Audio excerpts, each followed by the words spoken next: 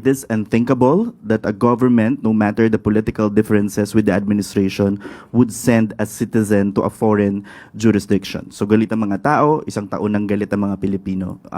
Ano po ang assessment nyo dito? Ulitin natin, sana tinanong niyo siya. Gaano karaming tao ang galit?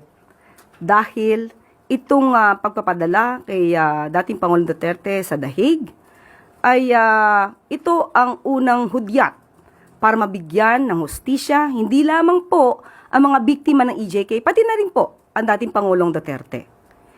Wala po tayong masasabi kung lahat ba ng Pilipino ay galit.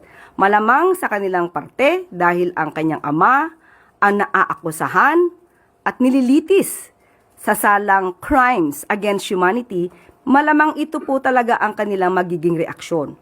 Pero sa parte po ng mga tao na nagsusulong ng human rights at lumalaban sa mga karumal-dumal na pagpatay na bunga ng EJK at war on drugs ni dating Pangulong Duterte, hindi naman sila galit at sila'y nagpupunyagi.